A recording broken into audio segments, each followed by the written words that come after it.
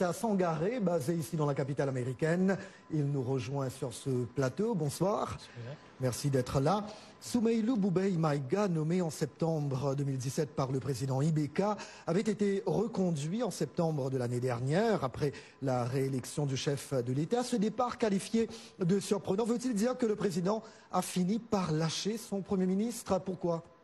Bon, moi, j'ai une autre lecture. Oui. Je pense que ce départ n'est pas surprenant, parce qu'il y a trois facteurs. Oui. Il y a l'insécurité, les leaders religieux et les partis politiques. Je m'explique. L'insécurité, on se rappelle au mois de février, il y a l'attaque du camp de Koulikoro, qui est à 50 km de Bamako. En 17 mars, il y a eu l'attaque du camp de Djoro, qui se trouve dans la 5e région, dans le cercle de Tenenkou, plusieurs morts, plusieurs blessés. Et le 23 mars, il y a eu le massacre de la population du village d'Ogosago, plus de 160 morts. Donc la coupe était pleine, vu la société civile. Maintenant, il y a les religieux. On se rappelle, le 10 février, ils avaient fait un grand meeting au stade 26 mars qui fait 60 000 places. Ils avaient demandé le départ du Premier ministre puisqu'il a montré ses limites. En plus de cela, ils ont récidivé le 5 avril.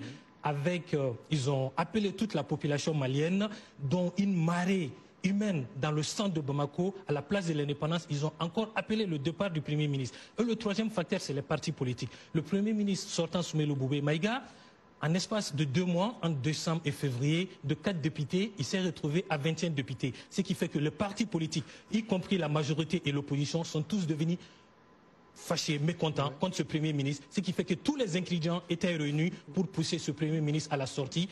La société civile, les religieux et les partis politiques. Alors, le départ de Boubeye Maïga avec son gouvernement va-t-il régler les affrontements intercommunautaires dans le centre du Mali? Nous le souhaitons, mais ce qu'il y a lieu de souligner, il y a eu toujours des petits conflits entre les ethnies.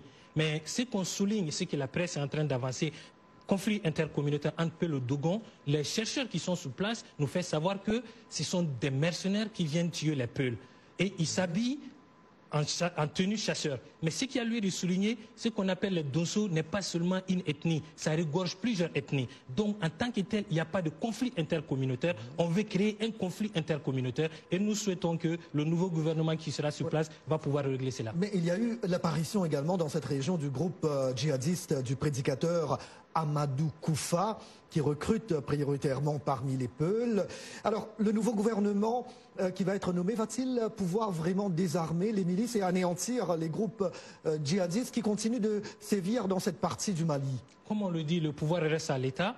On souhaite que le gouvernement qui sera mis sur place va pouvoir désarmer les groupes armés. Comme vous venez de le dire, Amadou Koufa recrute parmi les Peuls parce que les Peuls ont été stigmatisés. Ils ont tué des Peuls. Donc chaque ethnie, c'est pas Amadou Koufa, c'est pas le Peul seulement, ont créé des groupes armés puisqu'il n'y avait plus de sécurité au centre. L'armée n'était plus présente, ni la police, ni la gendarmerie. Donc les ethnies se sont vues dans l'obligation de créer des groupes armés pour leur propre autodéfense. Très rapidement, savez-vous quand un nouveau gouvernement, un nouveau Premier ministre vont être nommés? Y a-t-il des noms qui circulent? S'il y a des noms qui circulent, sur les réseaux sociaux, on nous parle de l'ancien Premier ministre Modibo Sidibé et l'autre Premier ministre aussi, Cheikh Modibo Diarra et Madame Nital exactement. Mais pour la date, on nous disait aujourd'hui, mais je pense que comme il y aura une concertation, ça va prendre le week-end et sûrement le lundi, on va connaître le nom du nouveau Premier ministre. Issa Sangaré, vous êtes analyste originaire du Mali, vous êtes basé ici à Washington, je vous remercie. Merci beaucoup. À très bientôt. Au revoir.